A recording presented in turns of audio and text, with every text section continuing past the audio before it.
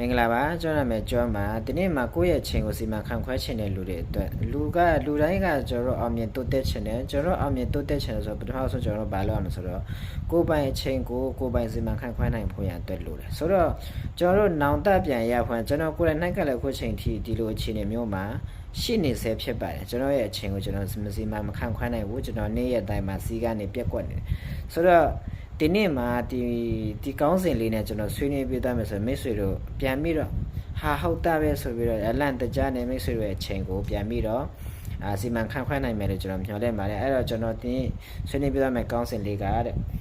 တင်ကားတဲ့အခုချိန်မှာတဲ့တင့်ကိုယ်ပိုင်ကြီးမြတ်တဲ့ဘဝတစ်ခုကိုတဲ့ဒီဆောက်နေတဲ့ခရီးပေါ်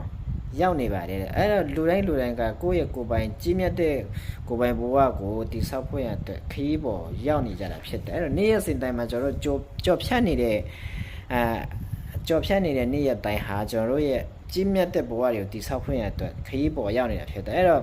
ကျွန်တော်စာပိုက်လေးပိုက်လောက်ဖတ်ပြီးတော့ကျွန်တော်မိတ်ဆွေတွေကို motivation လေးပေးရှင်တာဖြစ်တယ်ဒါကြတော့ကျွန်တော်တို့တင်တန်း free class တွေကကျွန်တော်တို့ဆရာတင်ပေးထားတဲ့စာပိုက်လေးဖြစ်အဲ့တော့တစ်ချက်လောက်စာဖတ်ကြည့်အောင်အဲ့တော့လမ်းတစ်လျှောက်မှာတဲ့တင့်ကိုအာယုံလွဲစေမဲ့အရာတွေတဲ့အခက်အခဲတွေရှိကောင်းရှိနေပါလိမ့်မယ်ကျွန်တော်တို့နေ့ရက်စဉ်တိုင်းမှာကျွန်တော်တို့ဖြစ်ချင်တယ်ကျွန်တော်တို့ကအောင်မြင်တဲ့လုပ်ငန်းရှင်တယောက်ဖြစ်ချင်တယ်ဒါမှမဟုတ်ကျွန်တော်တို့ဘဝကပျော်ရွှင်ခြင်းနဲ့ပျော်ရွှင်ဆွေးနဲ့တတရားနဲ့ကြော်ဖြတ်ခြင်းနဲ့ပိုင်ဆိုင်တဲ့ဘဝဒီလိုမျိုးပျော်ရွှင်မှုတွေကိုပိုင်ဆိုင်ခြင်းနဲ့တွေဖြစ်ခြင်းတယ်ဒါပေမဲ့နေ့ရက်စဉ်တိုင်းမှာကျွန်တော်တို့တည်ရှိနေတဲ့အခြေအနေတွေကစိတ်ညစ်စရာတွေနဲ့ကြုံတွေ့အောင်အဲ့တော့ကျွန်တော်ဖြစ်ချင်တဲ့အရာတွေနဲ့လွဲစေမဲ့အခက်အခဲတွေလည်းရှိနေလိမ့်မယ်ဒီနေရာမှာဒါပေမဲ့ဆိုတဲ့စကားသုံးတာဒါပေမဲ့ဒီအရာတွေအားလုံးကိုတဲ့ကြော်လွှားပြီးတဲ့တင့်ရဲ့ရည်မှန်းချက်ရှိကိုတဲ့ရောက်ရှိဖို့ဆိုရင်တဲ့တင့်ရဲ့ပန်းတိုင်ပေါ်မှာတဲ့အပိအဝအာယုံစုစိုက်ထားဖို့လိုပါတယ်ဆိုတော့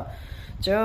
တော်ဥပမာကျွန်တော်ဒီညနေဆိုလို့ရှိရင်ကျွန်တော်ဗီဒီယိုတင်လိုက်မယ်ကျွန်တော်ဥပမာfor example အနေနဲ့ပြောဒီညနေကျွန်တော်ဗီဒီယိုတစ်ပုတ်တင်လိုက်မယ်ဒါပေမဲ့ကျွန်တော်ကအဲ့ဒီဟာကိုကျွန်တော်အလုပ်လုပ်နေတဲ့အချိန်မှာဒါကျွန်တော်ရဲ့စိတ်ကူးဒါပေမဲ့အိမ်ပြန်ရောက်တဲ့အချိန်မှာကျတော့ရေတောင်မချိုးဖြစ်ဘူး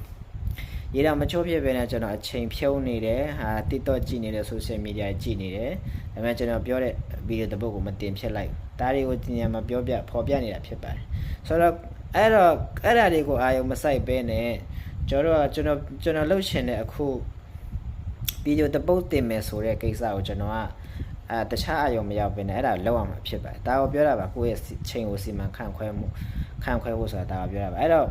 ဘဝမှာတဲ့အောင်မြင်မှုဆိုတာတဲ့